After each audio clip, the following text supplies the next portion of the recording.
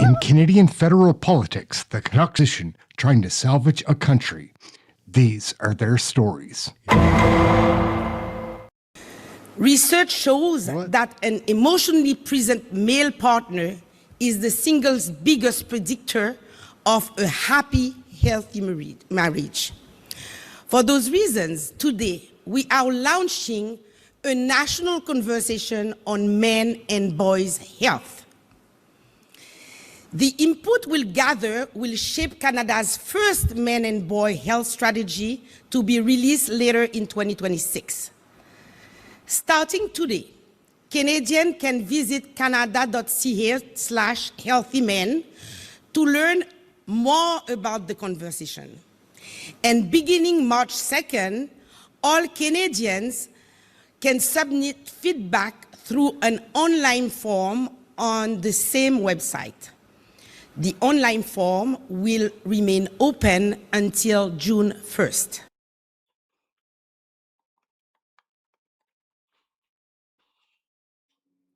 Let's get into the show. So we've got Melanie Jolie here. And so Canadians are very proud people, and we're very resourceful. And when things are tough, we roll up our sleeves and we get to work. And so we believe in our 500,000 auto workers, and we also think that we can create even more jobs for our auto workers. That's why we came up with a new auto strategy and a new defense industrial strategy, because both are aimed at protecting and creating jobs in advanced manufacturing and, of course, in cities like here in Windsor. Because we know that this is important, these strategies are important for people in Windsor, for people that Drew represents, but also for their families and the entire community. Our auto strategy is based on the fact that we have the best auto workers in the world. I know, Minister Kim, you're representing Korea, but we think we have the best auto workers in the world.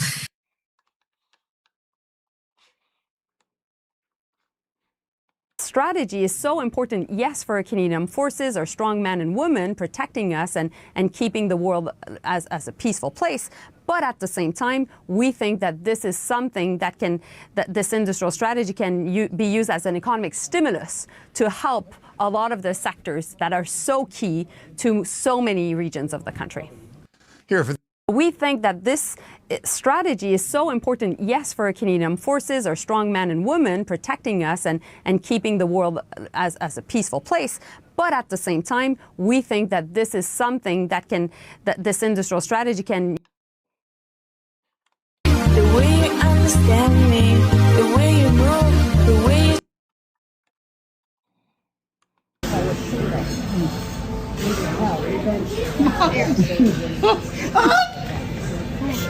I'm sorry. Oh, he's on the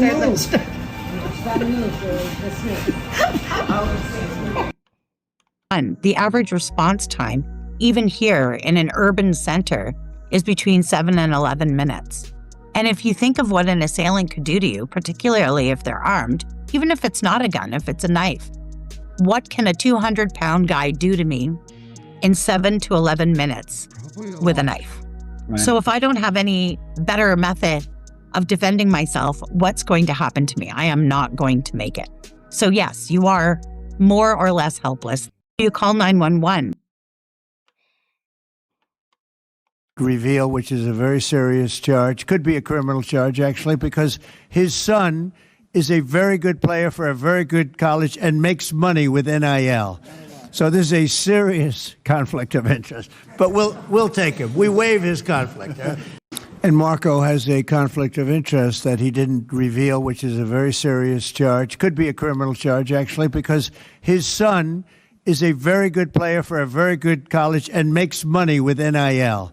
So there's a serious conflict of interest, but we'll take. Agriculture and anti-resource development policies have scared away global investments to the tune of $500 billion, driving those investments and jobs out of Alberta and Canada to much more attractive investment climates in the United States, Asia, and the Middle East. Having traveled much of the world these past few years, it is evident that Canada is not viewed as an attractive place to invest in resource development, manufacturing, or agriculture because of our high carbon taxes, endless red tape, and the uncertainty and chaos brought about by these and other federal government policies. As a result, Canada has fallen to dead last in economic growth among industrialized nations. This onslaught of anti-energy, anti-agriculture, and anti-resource development policies have scared away global investments to the tune of $500 billion, driving those investments and jobs out of Alberta and Canada to much more attractive investment climates in the United States, Asia, and the Middle East. Having traveled much of the world these past few years,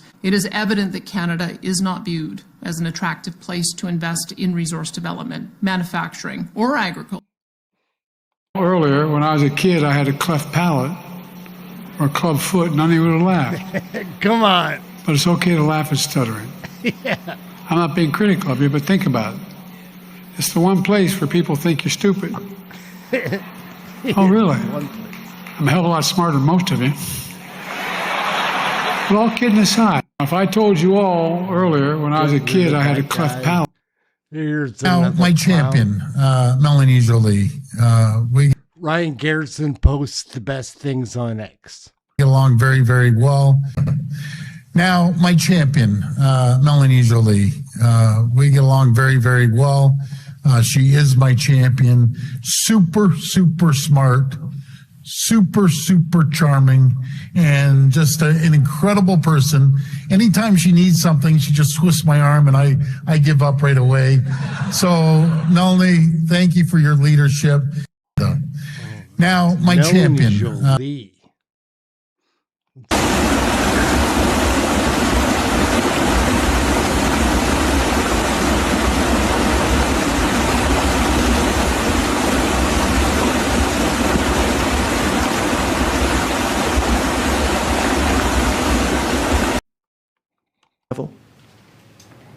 I've made sure that every single day in this office, I put Canadians first, that I have people's backs. And that's why I'm here to tell you all that we got you. Even in the very last days of this government, we will not let Canadians down today and long into the future. I bet.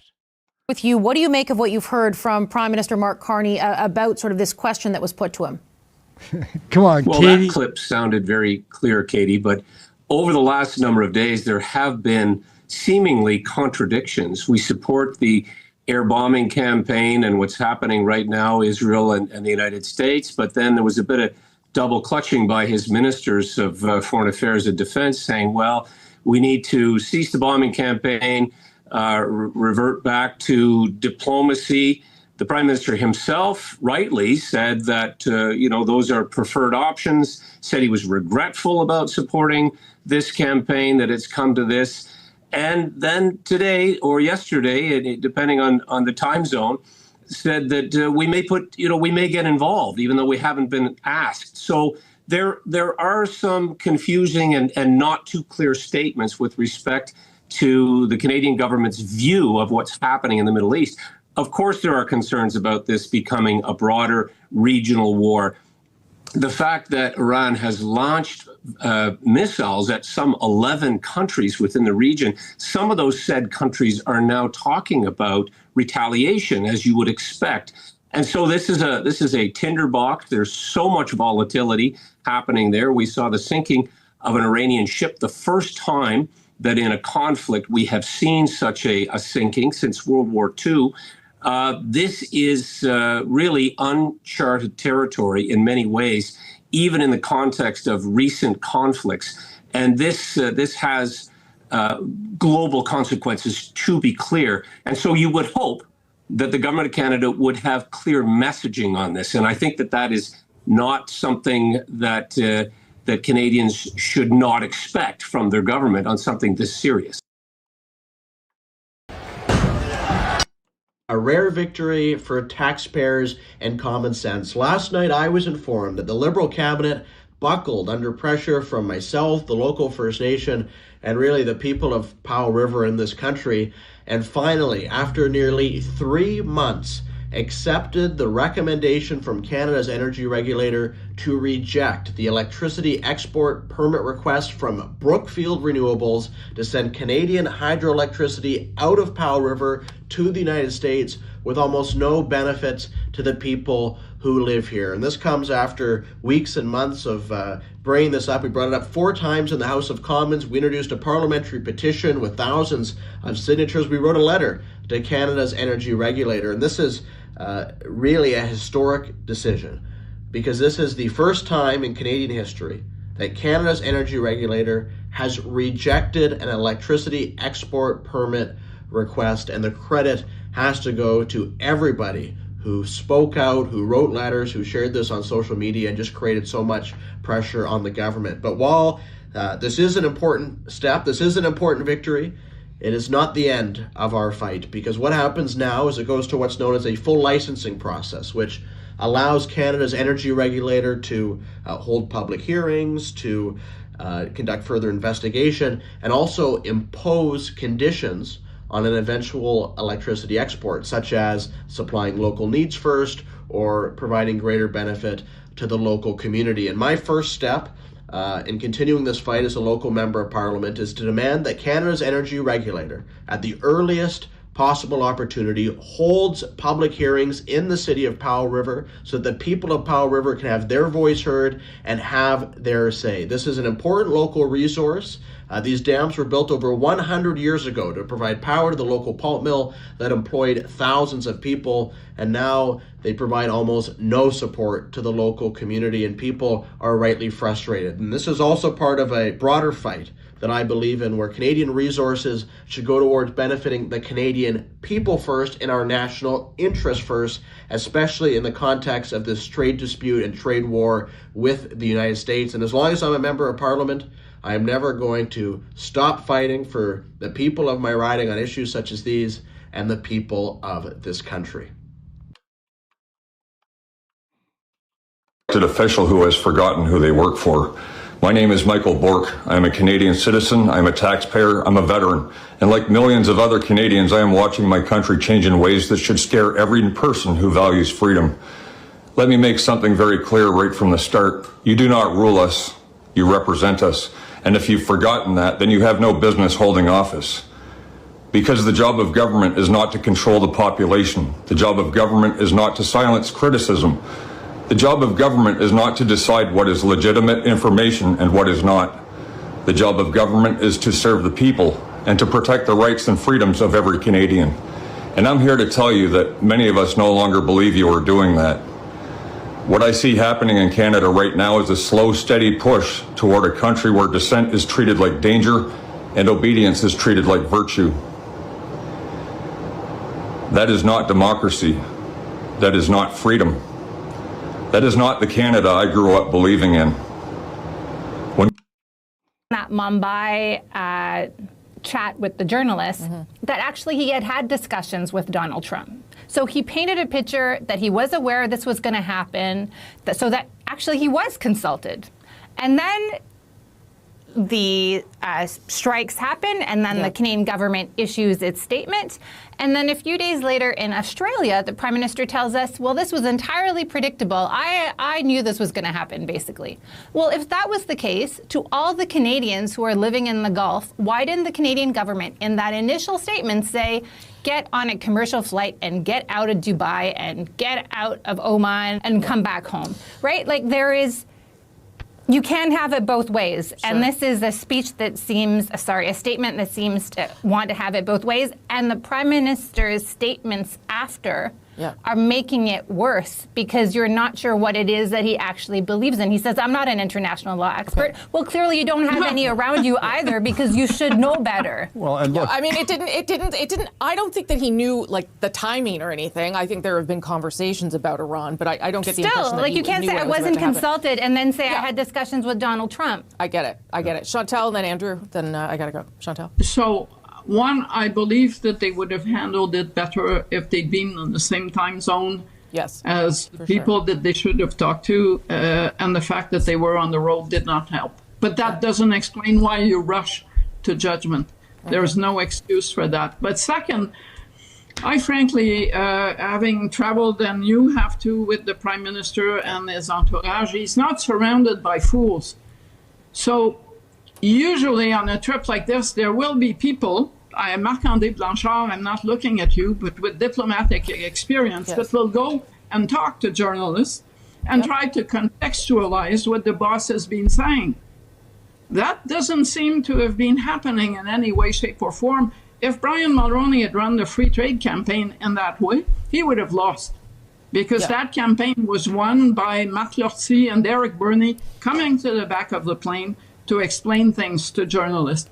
And so at some point, I think this Prime Minister is going to have to think that he's not kind of ordering a board, he's talking to Canadian voters, and he's not doing it properly.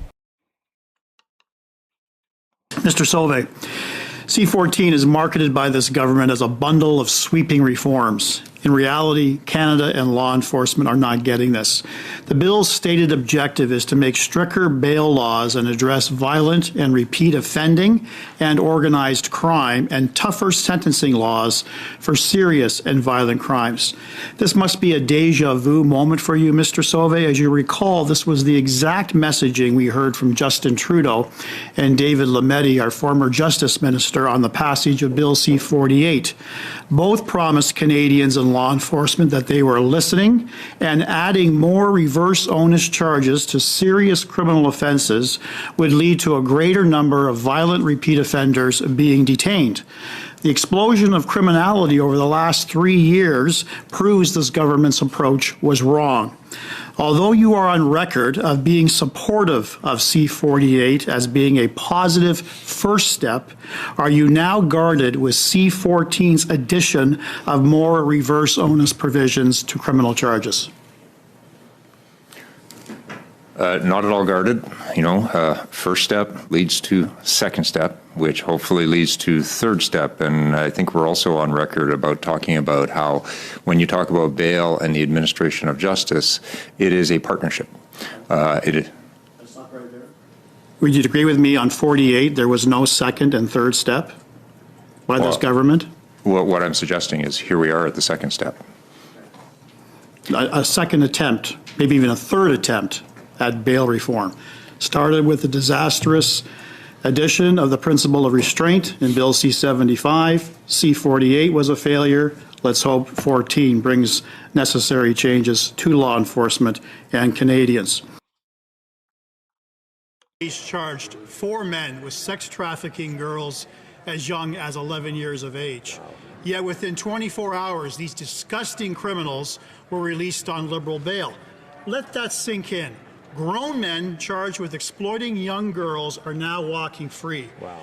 This is an absolute disgrace. This is what a broken justice system looks like. Yep. Enough is enough. When will this government stop coddling the worst criminals in our society and finally stand on the side of innocent children? Good question. Here, here. Honorable Secretary of State for Combating Crime.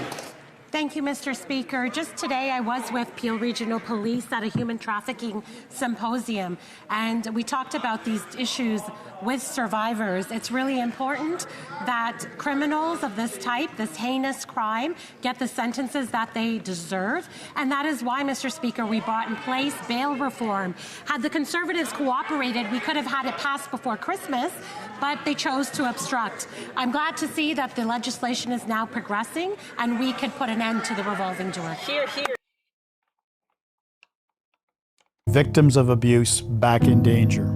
It's Larry Brock, Member of Parliament for Brantford, Brant South, Six Nations. In Windsor this week, a man convicted of assaulting his intimate partner showed up at her home just 1 hour after being released from custody, despite being under a court order to stay away from his victim. Just 1 hour. Police were forced to move the woman to a safe location and stand guard outside her own home to protect her from the very person who had already been convicted of hurting her. This case is yet another heartbreaking result of Liberal bail reforms under Bill C-75, which entrenched the principle of your Member of Parliament for Brantford, Brant South, Six Nations. Today is Pink Shirt Day, And across Canada and around the world, I encourage everyone to stand up and speak out against bullying to help create safer environments for our young people. But this is more than just one day of awareness. Bullying has lifelong impacts on a young person's confidence, their mental health, and sense of belonging, which is why it is so important that we continue this conversation each and every day. Pink Shirt Day began after a group of teenage friends organized a high school protest to wear pink in support of a grade 9 student who was being bullied for wearing a pink shirt to school. After seeing the harassment he faced, they went to a discount store. They bought 50 pink tank tops and reached out to classmates, asking them to wear pink the next day in solidarity. The following morning, when hundreds of students wore pink to school, to welcome our witnesses from the Ministry of Finance. We will have with us... How is the government paying the $7 billion bill associated with this proposal?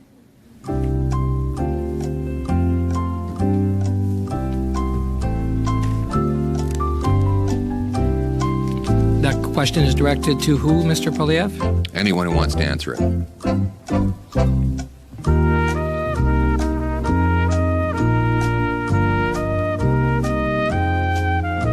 If they have anyone over there that is concerned about where the money comes from, that person could speak up. Maybe you could choose one of the witnesses.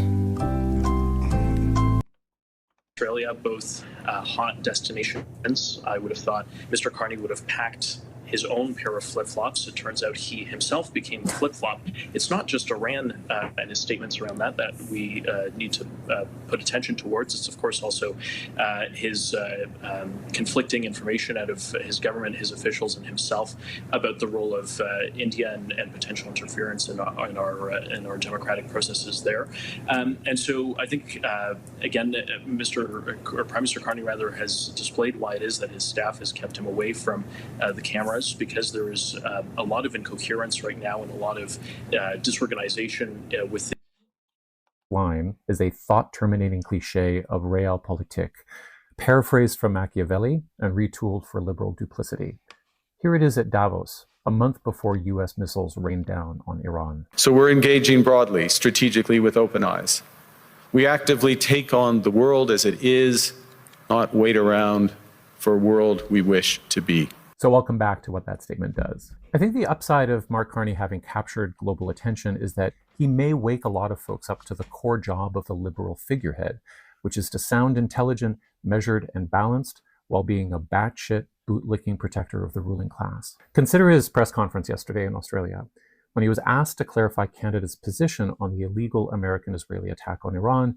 He calmly gish-galloped out a list of contradictions. Canada supports the war to punish Iran's violations of international law and prevent their acquisition of nuclear weapons, which was not imminent and maybe not possible. But we're also very sad about supporting it because the bombardment might violate international law, which Canada deeply respects. Canada supports the US strikes, but was not involved in them. And remember, supporting is not a form of involvement. Canada was not aware of the strikes beforehand and therefore couldn't tell the US to respect the law. But now we'll let the Americans and Israelis decide whether laws have been broken while we support their general claims. They may be criminals, but we'll let them self-identify. It's really like a highbrow version of Trump's cabinet dissembling on whether or not they're at war. And then there's all the biases and omissions and projections. Iran is the world's primary security threat. Iran is targeting civilians in US proxy states. Iran is dangerous as a nation just thinking about nuclear weapons. But here's that line again. We take the world as it is, not as we wish it to be. We're not going to passively wait for the world as we wish it would be. We would like international law to always and everywhere be respected.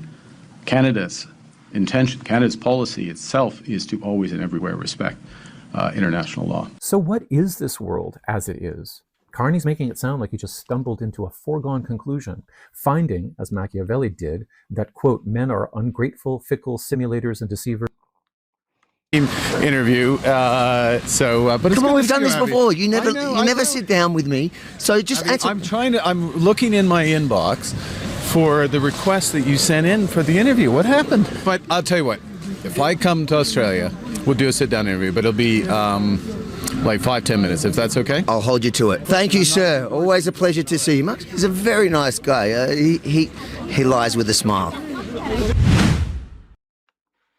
Okay, this is asked a ton also. After the incident, I went into complete shock. Like, adrenaline definitely took over. I don't remember feeling any pain. I just know as soon as I ran into the bathroom and saw my face, I freaked the fuck out, as one would. And then James came in, he freaked out, gave me a t-shirt to like hold on my face. I held my face until the ambulance got there. I don't have a single clue where King was. I don't know how he was acting after that. I went to the hospital. I was there from about 11:30 or midnight, something like that, until my surgery was the next day at 11 a.m. and then I was released when I came out. I think it was like 4 p.m. Again, I was. Oprah, where's the book?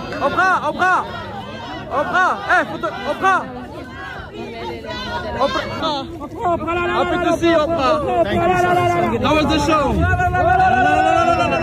How about a brand new car? Oprah, how was the show? It was the best show I've ever seen. Okay, it was a wow. Ever since Trump said out loud from the Oval Office what no American president has said in 80 years. Spain has been very, very uncooperative, and so has UK. Now, the second one is shocking, but this is not the age of Churchill. I will say the UK has been very, very uncooperative with that, and they ruin relationships. It's a shame. But the president didn't just publicly trash Britain from the Oval Office. He outflanked Britain's chaos operation in the Strait of Hormuz. When Lloyd's of London announced it was terminating insurance for Gulf shipping, a move which could throw the world economy into chaos, President Trump ordered the United States Development Finance Corporation to step in and provide that coverage. And he put the Navy on notice to escort tankers through the strait. What you're watching is an American president who doesn't need Britain's permission to strike Iran and doesn't need Britain's insurance markets to keep the world's oil moving. 300 years of Crown control over that choke point broken in a single day. Now, if you've been watching the news this week, you're being told America is stumbling into another Middle Eastern quagmire, that it's going to be a perpetual war, economic chaos, and it's a president who doesn't know what he's doing. That's the drumbeat from the same people who cheered on every British-backed regime change operation of the last 30 years. I'm Susan Kokinda. I've tracked how the British have used Iran as a trigger for economic and strategic chaos since the days of the gas lines, and I've watched every president since Jimmy Carter let it happen, until now. So if you want to keep up with this historic change, hit those like, subscribe, and share buttons so we can stay in touch and expand our reach. So here's what we're going to be covering today. First, Donald Trump's very public rupture with Britain, which is not just on the issue of Iran. Second, why Trump's move against Lloyd's of London is one of the most consequential economic strikes in this entire fight. And third, how Iran's attacks on its own Gulf neighbors handed Trump a sovereign nation coalition that the old imperial system was designed to prevent. So let's go back to the Oval Office. The trigger was Iran. Britain blocked the United States from using Diego Garcia and British Air Force bases for the opening strikes of Operation Epic Fury. Trump had to reroute missions, adding hours of flight time. So when he sat down with German Chancellor Merz on Tuesday, he didn't hold back. I'm not happy with the UK either.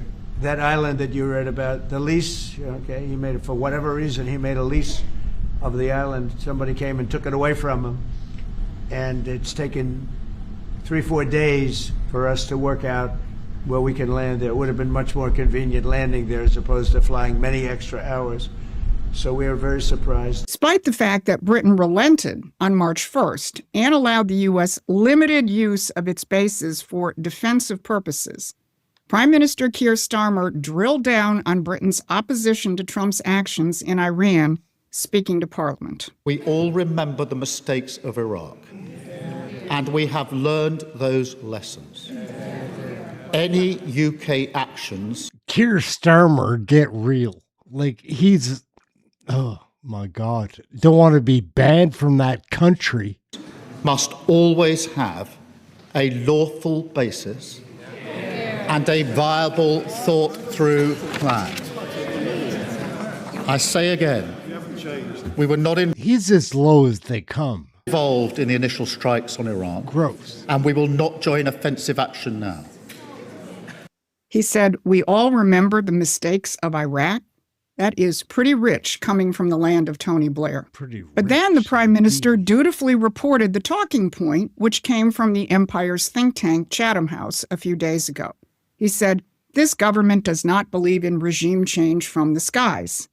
What Starmer has repeated is the globalist narrative that Donald Trump is using their regime change playbook and it's not going to work. Okay, well, on to the next. So check this out. This is interesting. This is supposed to be, I'm not sure if it's AI or not. I don't know. On to the next. On any X post, and we'll analyze it for you, and research it as much as you want. So you can basically have just by tapping the Grok icon, you can assess whether that post is the truth, the whole truth, or nothing but the truth, or whether there's something supplemental you need to be explained. So I think it's actually, we made a lot of progress towards freedom of speech and people being able to tell whether something is false or not false. Propaganda.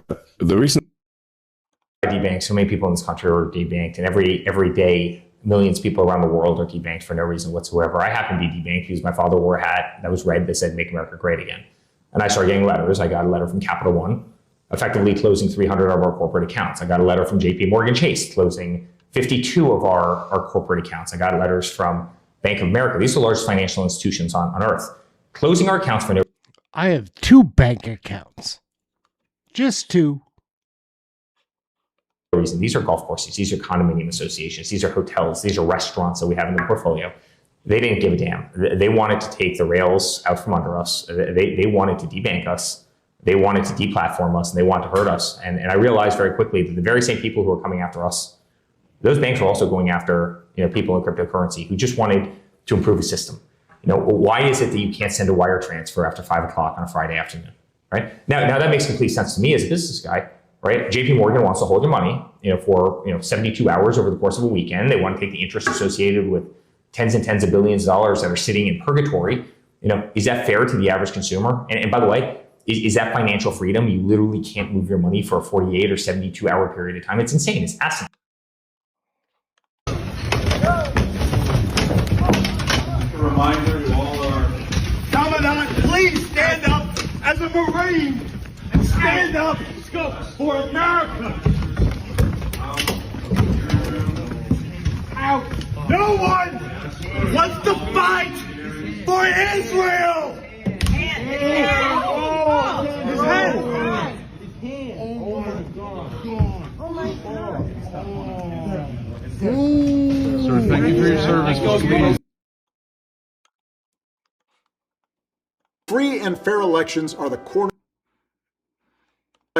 cornerstone of our democracy, but right now they are under threat.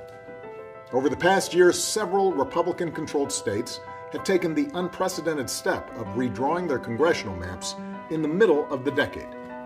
And they've done it for a simple reason: to give themselves an unfair advantage in the midterms this fall. In April, Virginians can respond by making sure your voting power is not diminished by what Republicans are doing in other states. This amendment gives you the power to level the playing field in the midterms this fall. And voters will have the final say over what the maps look like. This is the responsible thing to do. It's also a temporary...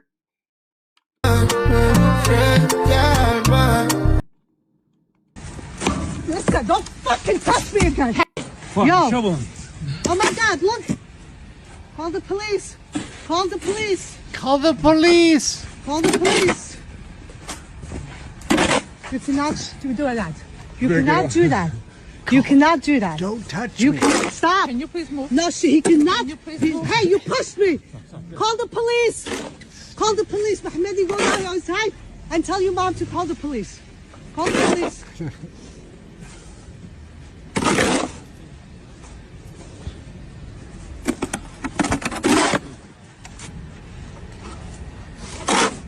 Okay, you're gonna get a ticket. There it is. Listen, do not fucking touch me again. Listen, don't fucking touch me again. Hey, don't fucking touch me again. Don't you? Yeah, go on. Now let's get on the fucking Hit me. Yeah, fuck you. Hit me. You piece of garbage. Hit me. No, I'm going to fucking Hit me. You gonna fuck hit me? No, I don't think first. so. You Fuck out of hit my me face. first. Get out of my face. No, I'm not gonna get out of your face. You're not gonna get out of my Put face? the snow. I'm gonna stick like on snow. Here. Yeah, okay. You're gonna suck it up. You've already. Everything is physical. You cannot. Let's do it. Hold still. Hold still. Do it. Okay. Don't. Dude, what the? That's bad. An officer took a bite of an apple, and the man calmly pulled out a grenade. He also took a bite. This left the adjutant shocked. He thought the man was mocking them, so the adjutant threw a punch. The man looked hurt, but in the next second, he spat out an Iron Cross medal, Germany's highest honor. The officer was very curious. He asked where it came from, but the man stayed silent. Instead, he performed a trick. He pulled out a pocket watch. The adjutant recognized it as his own. He reached to grab it, but the man jumped into a well. The adjutant came to investigate. The man extended his hand after being pulled out. The adjutant clenched his fist, and the watch returned to his pocket. Then the man started a comical act. The German soldiers laughed loudly, but what they didn't know was a Soviet sniper was aiming at them. The Soviet soldiers had already surrounded the area. They planned to rescue the 2 girl hostages, so the man deliberately performed acrobatics to distract the German soldiers. Then he began juggling balls. He ran into a house. The officer ordered the soldiers to drag him out, but the man reappeared wearing a barrel. His ridiculous look made the soldiers laugh again. The soldiers surrounded him. When the adjutant checked, the man had disappeared. Everyone searched for him. The next second, he appeared on the roof. He pulled out a ladder and began performing difficult acrobatic moves on it. The other soldiers completely let their guard down, but the officer sensed something was wrong. He threatened the man, demanding he come down quickly because of the hostages. The man had no choice. He jumped down and landed on the ground. The Germans were terrified. The officer rushed to check, thinking the man was dead. But as he turned his head, he realized the hostages were gone. At that moment, the Soviets opened fire. All the German soldiers fell. Only the young recruit remained. Suddenly, the man rose again. He slowly stood up, looking at the German recruit. The man raised his hand, pointed it at the recruit, and pulled the trigger. Just like that, the man completed his mission. This story shows us aggressors will always be defeated by justice. All right, interesting. My number one job is to protect the people. We're going to protect you. Protect their communities. This is your province. Protect their jobs. All of us, everyone here in Ontario. Protect companies. It's critical we stay united. I won't spare a penny to make sure that we do exactly that. I'm here to protect Ontario. This campaign was so important because we were under attack by the most powerful person in the world, President Trump. President Trump signing aggressive new tariffs. He was going after us. When I see someone attacking our families, I'm saying, we broke their off. Kept calling us the 51st state. Canada is going to be a very serious contender to be our 51st state. He wanted to take over Canada. He was threatening our sovereignty. He was threatening everything that we believed in. Let me say this loud and clear, Canada is not for sale. That's why we fought like we've never fought before. Canada won't start a fight with the U.S., but we're going to win the fight, I promise you. We're going to fight like hell against this guy. When we realized the federal government basically collapsed. Justin Trudeau stepping down, resigning as the leader of the Liberal Party in Canada. We didn't have a federal government or a leader, and we'll be stronger and more united than ever before. So there was a lot at stake there. Who attacks your number one customer? I'll tell you, no one does, except Donald Trump. We know Donald Trump's rules. There are no rules with him. These tariffs are going to hurt both countries. So we have to diversify our trades to finding new partners around the world, building our own supply chains within our country and within our province, so we don't have to be so reliant on the U.S. Over $70 billion of investment has come into Ontario. Canada's not for sale. It's the most popular hat in Canada. I'll never forget, I pulled up for a meeting, and next thing you know, it goes viral.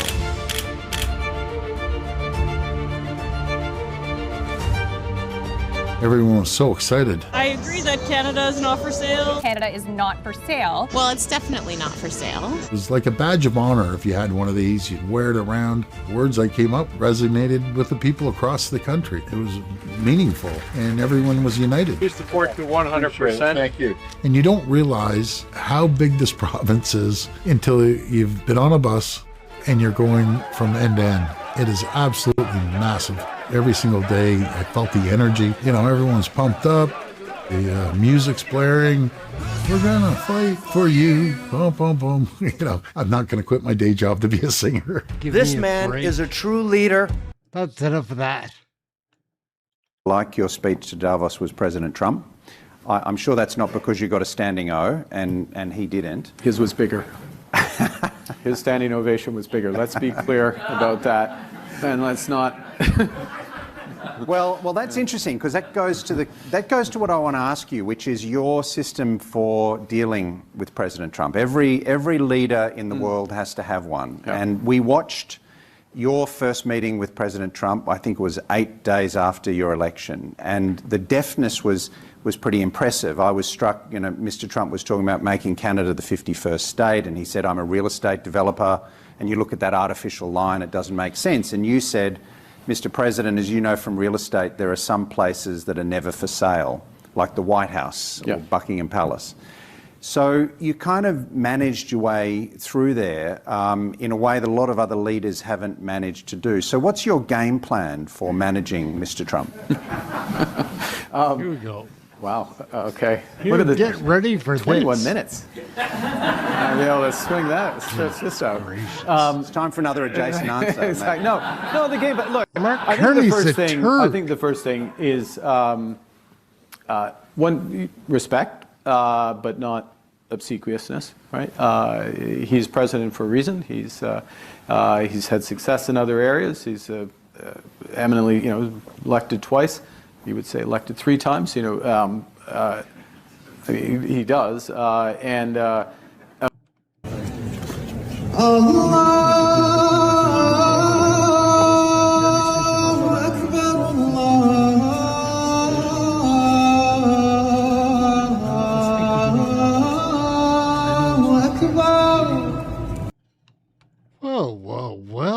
Oh my goodness.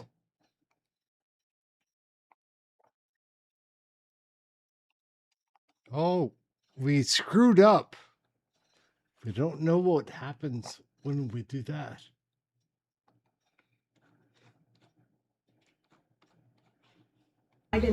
Because they let him in. Are you stupid? Are you a stupid person? Because they came on a plane along with thousands of other people that shouldn't be here, and you're just asking questions because you're a stupid person. And there's a law passed that it's almost impossible not to get them out. You can't get them out once they come in. And they came in, and they were unvetted, they were unchecked, there were many of them, and they came in on big planes, and it was disgraceful. And if you look, you'll see there was a law passed. It makes it almost impossible not to let them in, not to certify them, so to speak, once they come in. And they came in, and they shouldn't have come in. And frankly, the whole thing was a mess. The whole Afghanistan situation was a mess. It should have never taken place.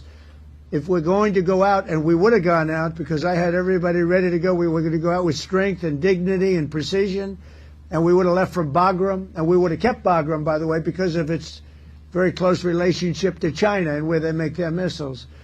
But when you let the people come in by the thousands and thousands and thousands, they made a terrible mistake. But they were incompetent. Calls it a war of choice. How do you explain that to people watching?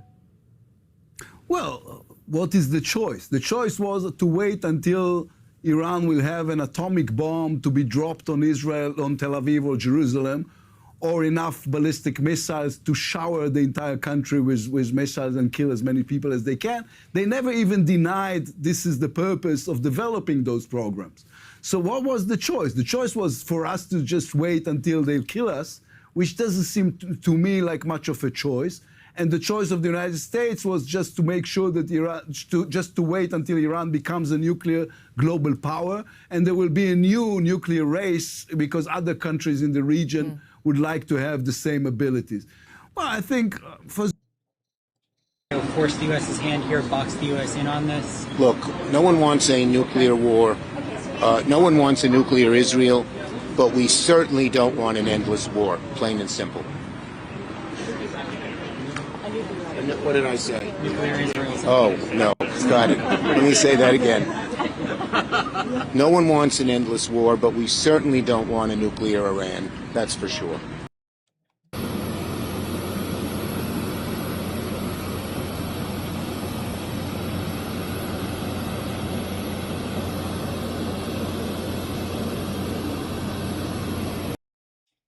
Businesses to be successful, because when the President Trump kept talking about 51st state, we need to shop local, eat local, yeah, and buy local, buy Portuguese, right? That is important. Forget about the United States, because they try to, you know. U.S. Secretary of State Marco Rubio has said that the U.S. would not deliberately target a school, but there's been very little information more than that. And today, Iranian state broadcasters have been airing footage of a very large funeral procession. So thousands of people in a crowd. On the footage, you can see small coffins being kind of carried over the crowd. There's also been images that have been released of graves being dug. I have seen other images of inside of morgues. And what Iranians broadcasters are saying is that over 160 students were killed in that strike. But as we've said, it's very difficult to be able to verify anything coming out of Iran right now, not only because of the restrictions around reporting, but because of widespread internet blackouts. And that really kind of underlines and reinforces the UN's call for an investigation on this. Holly, Ranking Member Durbin, distinguished members of the committee, thank you so much for having me. It's an honor and really a privilege and humbling to be here with all of you, Miss Julia, Miss Stacia, Yasmin, and Miss Jane. It really is humbling and feel unworthy to be sitting beside all of you, so thank you so much for your work. As you mentioned, I'm so blessed to be a part of the Tim Tebow Foundation, and we exist to bring faith, hope, and love to those needing a brighter day in their darkest hour of need. But to really sum it up, it's to fight for people that can't fight for themselves, and I believe that's exactly why we're here today. Several years ago, we were finishing a leadership meeting, and I looked at Camille, our VP of Anti-Human Trafficking and Child Exploitation, and she had a very sober look on her face. And I said, Camille, what is it? What's breaking your heart? And she wrote down the number 20,000. And I said, Camille, 20,000 what? And she said 20,000 boys and girls. That's the best guess of what law enforcement can see in rape and abuse images, but yet they're categorized as unknown, unidentified. So that led us to a meeting in Lyon, France with HSI, FBI, Interpol, Europol, NICMIC, Google, ONIMI, and 18 other countries to find out, okay, what actually is the closest thing to the truth? And it wasn't 20,000. It was 57,000 boys and girls in the ICSA database that have yet to be identified. And that led us to Renewed Hope 1, 2, and 3, which identified over 1,100 boys and girls, and over 550 of them have been safeguarded so far. And right now, 30 minutes away at C3, the Cybercrime Center.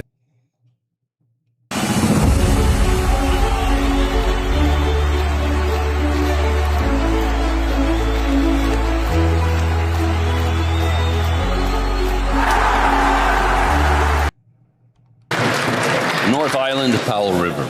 3 weeks ago, Mr. Speaker, the Minister of Natural Resources claimed that the decision to allow Brookfield Renewables to send Canadian hydroelectricity out of Powell River to the United States with almost no benefit to Canadians was out of his hands and instead rested with Canada's energy regulator. The only problem is the regulator told me that they made their recommendation to reject the permit 2 months ago, and since that time, it's been sitting on the minister's desk. So will the minister commit to accepting the regulator's recommendation and to denying Brookfield this permit? Hear, hear.